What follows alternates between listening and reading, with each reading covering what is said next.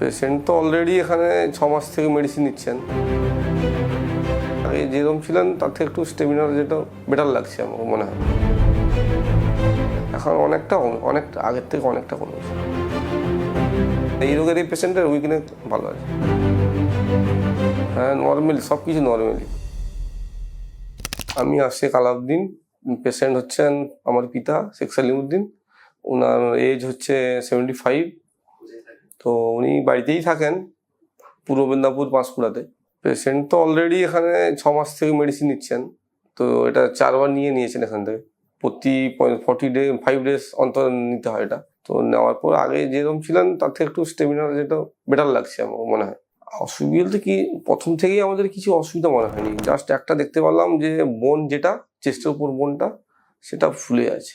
তো আমাদের ডাউট হলো যে কি হঠাৎ। আমরা নিয়ে গিয়ে এদিক ওদিক চেক আপ করালাম, কেউ বুঝতে পারলো না। তো একটা ব্যাঙ্গালোর নিয়ে গেলাম, নিয়ে যাওয়ার ওখানে বায়োপসি করলো, তখনই আমরা বুঝতে পারলাম যে ওটা প্রথম স্টেজ ধরা পড়লো। এখন অনেকটা আগের থেকে অনেকটা কমেছে। উনি সকালে ওই সব রকম শাকসবজির অনেক জুস খান, বাকি একটু বেলা করে মুড়ি জলে ভিজিয়ে খান, বাকি ফলের জুস খান, দুপুরে গরম ভাত আর সেদ্ধ সবজি, ছোট মাছ থাকে সঙ্গে, বাকি বিকেলে জুস থাকে আবার বিট, গাজর, অরেঞ্জ সব রকম মিশিয়ে একটা জুস হয়। কন্টিনিউ যেরকম খান সেরকমই খান। উইকনেস সে ভালো আছে। আমি তো বলবো এই রোগের এই পেশেন্টের উইকনেস ভালো আছে। হ্যাঁ, নর্মালি সব কিছু নর্মালি।